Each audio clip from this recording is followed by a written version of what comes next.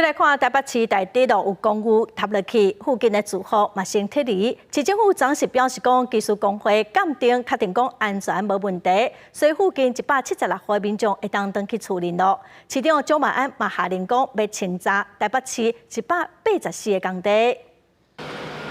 拖行李箱搬大包小包，透早陆续有住户载行李转去。北市大地民家厝，初一因为基泰警按时间无设立刷下函，4个月住户有互相退离。市府初一宣布，经过技术工会鉴定安全，176户居民会当转去。我请半天，然后我是被扩大那个撤离的，还是稍微会有点担心啊。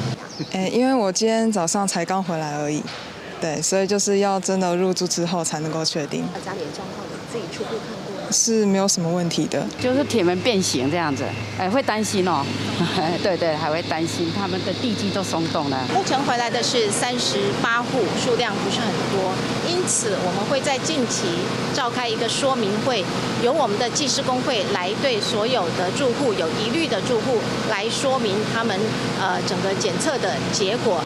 部分民众表示，也是会有淡薄仔烦恼。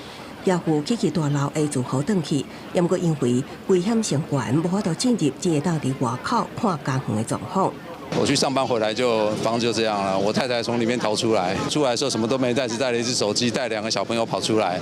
对，然后逃出来的时候，那个整个大楼还发出那种奇怪的爆裂声。市长蒋万安透早主持跨局处会议，下令即日起。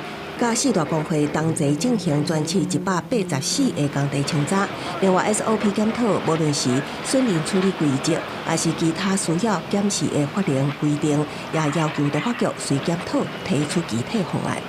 今天开始，台北市政府就会和4大工会务必针对184个工地进行全面清查，尤其是基泰建设和福益营造的工地彻底清查。